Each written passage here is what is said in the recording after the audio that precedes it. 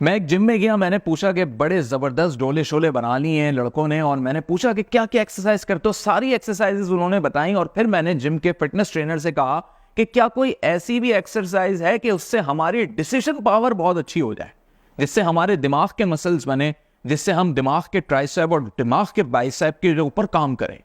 तो वो बड़ा हैरान रह गया। उसने कहा एक तो दिमाग के बाइसेप और ट्राइसेप होते नहीं, और ऐसी कोई एक्सरसाइज नहीं है कि बस उसने कहा कि आप फिजिकली फिट रहेंगे, आप मेंटली भी अच्छे डिसीजंस ले लेंगे।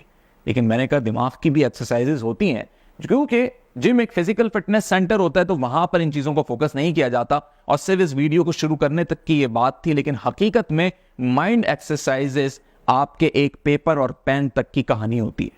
इस पेपर और पेन के जरिए आप अपने माइंड की वो एक्सरसाइज कर सकते हैं जो एक एक साल, दो दो साल सिर्फ जिम के अंदर लोग करते हैं। यानी कोई बंदा 2, 2.5, 3 साल तक मुसलसल फिटनेस सेंटर जाता है, जिम जाता है, बॉडी बिल्डिंग करता है, अपने आप को फिजिकली फिट करता है, उसका जो पॉजिटिव असर उसके माइंड पे पड़ता है, आप सिर्फ चंद हफ्तों के अंदर वो उससे बेहतर अपने माइंड को एक्सरसाइज करके डेवलप कर सकते हैं, डिसीजन पावर बढ़ा सकते हैं चंद हफ्तों के अंदर। अब वो क्या एक्सरसाइज हो सकती है? मैं बड़ी कॉमन आज सिर्फ एक एक्सरसाइज आपको बताऊंगा, और ये हम बचपन से करते आ रहे हैं, और ये मैं इसीलिए आपको सिर्फ एक एक्सरसाइज आज बता रहा हूं कि इसमें कोई ये नहीं कहेगा कि जी मैंने ये नहीं की। सबने की अपनी जिंदगी में, अब करना छोड़ दी ये बात और है, लेकिन आज भी करें तो बहुत कुछ हमें इसका फायदा होगा। देखिए हमारा जो दिमाग है वो, उसमें इतनी सलाहियत है, इतनी सलाहियत है कि दुनिया का वो इल्म हासिल कर सकते हैं हम, जो तारीख का इल्म है, हजारों सालों का इल्म है, और हजारों साल के आने का इल्म है। अब आप कहेंगे मुस्तकबिल भी क्या पता कर सकते हैं? बिल्कुल। और तारीख में ये बातें मौजूद हैं कि कौम को सिर्फ इस वजह से अल्लाह रब्बुल इज्जत ने पलट दिया था, यानी उन्हें अजाब में मुब्तला कर दिया था। और हजरत जिब्रील अमी ने भी ये सवाल पूछा था, तो कहा था कि जाके तुम पूछना उस कौम से कि जिब्रील अमी यानी फरिश्तों के सरदार इस वक्त कहाँ हैं। वो गए, पूछा, तो उस कौम के बच्चों ने ही जवाब दे दिया था उनको, और उनके पास सितारों का इल्म था, उनको सितारों का इल्म पता लग गया था। तो इंसान ही थे वो कोई दूसरी मखलूक नहीं थी। आप भी इंसान हैं, मैं भी इंसान हूं, लेकिन माइंड एक्सरसाइज के जरिए हम अपने दिमाग को बेहतर से बेहतर बना सकते हैं। मैं ये नहीं कहता कि आप भी सितारों का इल्म सीख लें, लेकिन आप अपने माइंड को इतना जरूर तैयार कर सकते हैं कि आपकी डिसीजन पावर स्ट्रांग हो जाए, आपके डिसीजन जिंदगी के सही हो, जो जिंदगी गुजर रही है कम से कम वो सही हो जाए। और ये आप अकेले अपने माइंड से सही कर सकते हैं। वो कौन सी एक्सरसाइज है? डायरेक्ट उस पर आ जाते हैं, वो है रीडिंग। रीडिंग, जी हाँ, पढ़ना, सिर्फ पढ़ना। पढ़ने से आपके दिमाग की एक्सरसाइज होती है। अब आप कहेंगे ये तो बड़ी बोर चीज बता दी कि रीडिंग से कैसे माइंड की एक्सरसाइज हो सकती है। कई लड़के लड़कियों को जब मैंने क्लासरूम में ये बात बताई थी तो वो हंस रहे थे, और मैं उन पे हंस रहा था, क्योंकि जब मैंने उन्हें ये बात समझाई कि जब आप क्लास नर्सरी में थे, किंडरगार्टन में थे, आपने अपनी पूरी प्राइमरी लाइफ गुजारी, इवन आपने अपनी स्कूल लाइफ गुजार के आप यूनिवर्सिटी लाइफ के अंदर आए, तो आप रीडिंग ही करते हुए आए, पढ़ते हुए ही आए आप। और जब तक आप पढ़ रहे होते हैं, आपका दिमाग एडॉप्ट कर रहा होता है, सीख रहा होता है, समझ रहा होता है। और दिमाग की क्वालिटी, एक दफा कोई चीज देख ली, सुन ली, पढ़ ली, तो क्या करता है वो, उसको एक बिल्कुल जैसे हमारा एक डेटाबेस होता है ना कंप्यूटर का, उसी तरह जाके उसको एक जगह रख देता है। सिर्फ आप फैच करता है उसको वक्त आने पे, उससे रेलिवेंट कोई बात हो रही होती है डिस्कशन में, खुद ब खुद दिमाग आपको वो बात निकाल के लाता है। आज भी तुम्हारे बचपन की यादें तुम्हें आती होंगी, वो यादें वादें नहीं होती जो तुमने जिंदगी में बचपन में कोई एक दफा भी रीड किया, सुना, पढ़ा, देखा, कुछ भी किया, वो मेमोरी में उसने एक ब्लॉक बना के रख दिया। जैसे कोई डिस्क में रख देता है, कोई यूएसबी में रख देता है, कि एक स्टोरेज डिवाइस में रख देते हैं। इसी तरीके से तुम्हारा दिमाग भी एक स्टोरेज डिवाइस है, उसके अंदर उसने रख दिए एक जगह, उस सेक्टर कोई पार्टीशन बना के। और वो फैचिंग कब हुई? जब उससे मुताल्लिक कोई बात हुई। जैसे अक्सर लोग कहते हैं जिन्होंने बचपन में उम्रे और हज किए हुए होते हैं, उनके सामने कभी जिक्र होता है और कहा जाता है कि जी वहां का बड़ा अच्छा माहौल था और हम गए उम्रे पे और हमने देखा और काबे को पहली दफा देखा, तो फौरन उन्हें अपनी याद आ जाती है, जी मैं भी गया था जब मैं छोटा था, 6-7 साल का था, मैं अपने अम्मी अब्बू के साथ गया था। फौरन वो अपना रिकॉल कर देते हैं। रिकॉल कैसे करते हैं? कुछ तो हैपनिंग होती है उनकी जिंदगी में। अब वो जो हैपनिंग्स हैं, अगर वो हैपनिंग एक है, यानी उस हैपनिंग में आपका टाइम लगा, फॉर एग्जांपल 7 दिन लगे एक चीज की हैपनिंग होने में, कि आप गए, आपने ट्रैवल किया, सब चीजें की, और 7 घंटे लगे पूरा रीड कर लिया, तो माइंड को नहीं पता कि आप देख के, सुन के, बोल के कैसे कर रहे हो। माइंड बस कह रहा है कि मेरे पास स्टोर होना चाहिए वो चीज। उसकी एक्सरसाइज शुरू हो गई। तो वही 7 दिन 7 महीने वाले काम तुम 7 घंटों में कर सकते हो। वही बड़े बड़े काम जो है तुम 7 दिनों के अंदर कर सकते हो, सिर्फ रीडिंग करके।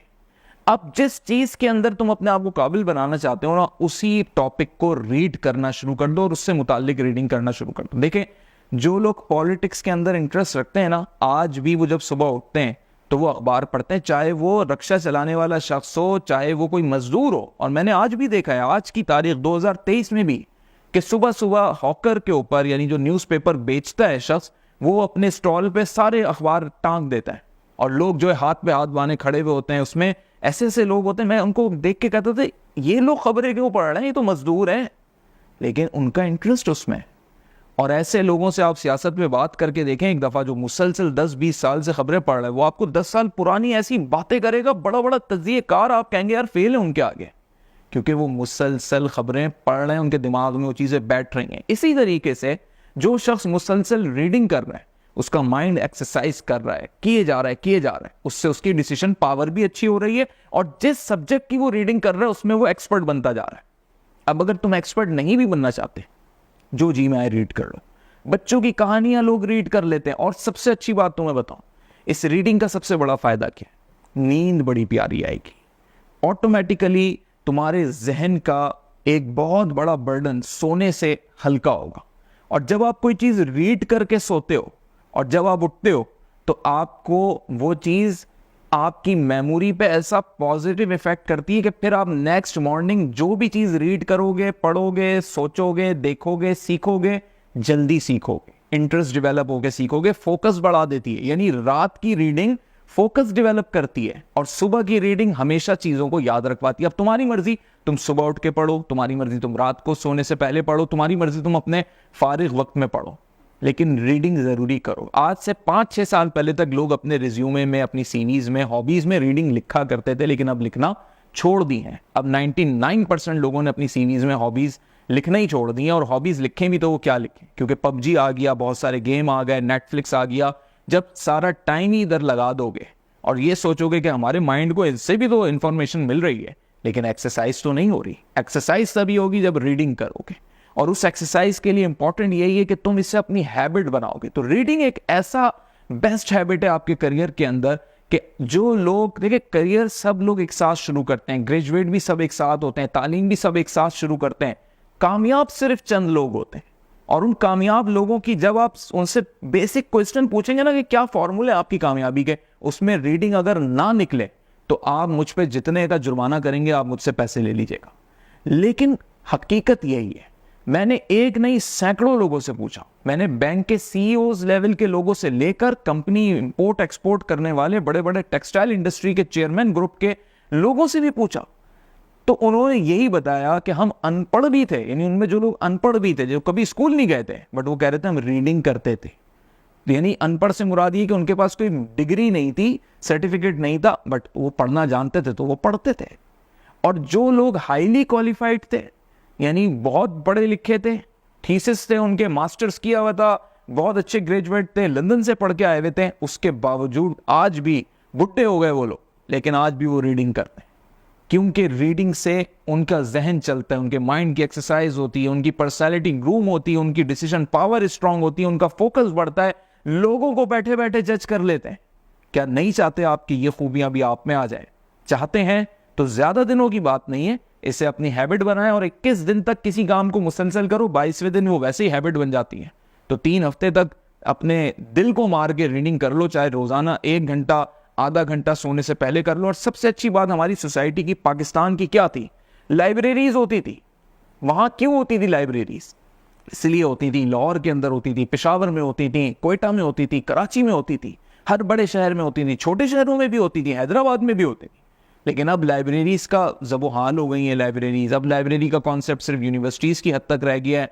और अब जो मॉडर्नाइज यूनिवर्सिटीज़ हैं, यानी मैं मॉडर्नाइज यूनिवर्सिटीज़ उन्हें कहता हूँ जो अभी 20 साल पहले बहुत ज़्यादा डेवलप हुई हैं, तो उधर अल्लाह माफ़ करे लाइब्रेरी का कॉन्सेप्ट वो वाला कॉन्सेप्ट ही नहीं है। वो सिर्फ बैठते हैं, अपने असाइनमेंट तैयार करें और चले गए।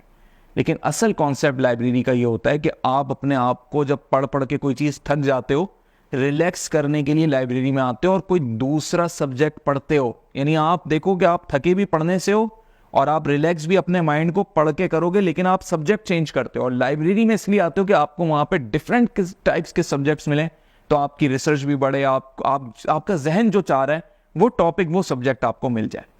तो अब बड़ी बदकिस्मती है कि लाइब्रेरीज हमारी सोसाइटीज़ के अंदर नहीं है, लेकिन एक अच्छी बात यह है जो आर्मी बेस्ड सोसाइटीज़ हैं, आज भी नेवी की जितनी सोसाइटीज़ हैं वहाँ पर आज भी लाइब्रेरीज मौजूद हैं और आज भी लोग वहाँ पर जाते हैं और अपने बच्चों के साथ जाते हैं। और ई बुक्स की लोग बड़ी एग्जाम्पल्स देते हैं, जी लाइब्रेरी की अब हमें क्या ज़रूरत है, अब तो ई बुक्स आ गई, ई लाइब्रेरी आ गई। मैं कहता हूँ ई लाइब्रेरी आ जाए, ई बुक्स आ जाए, PDF फॉर्मेट आ जाए, पढ़ो तो सही। लेकिन जो मज़ा कागज़ को पलट के पढ़ने का है, वाह, कागज़ को हाथ लगा के पढ़ने का है, जो आई कांटेक्ट कागज़ के साथ मिला के पढ़ने का है, जो लाइन बाय लाइन ऐसे चलने का है, जो पेज नंबर याद रखने का मज़ा है, वो तुम्हें PDF फॉर्मेट में नहीं मिलेगा। ये एक मज़ा है, ये एक नशा भी है। ये सिर्फ उन्हें मज़ा मिलता है जो वाकई इंटेलेक्चुअल लेवल तक अपनी सोच को ले जाना चाहते हैं। अगर तुम ये चाहते हो कि अपनी ज़िंदगी, अपने करियर में कामयाब हो और इस जगह पे पहुंचो, एकदम नहीं पहुंचोगे, हो सकता है 6 महीने लगे, साल लगे, 10 साल लगे, लेकिन प्रैक्टिस आज से शुरू करोगे, जितना प्रैक्टिस करोगे उतना जल्दी उस लेवल तक पहुंचोगे। तो रीडिंग शुरू कर दो, आज से कर दो, अभी से कर दो।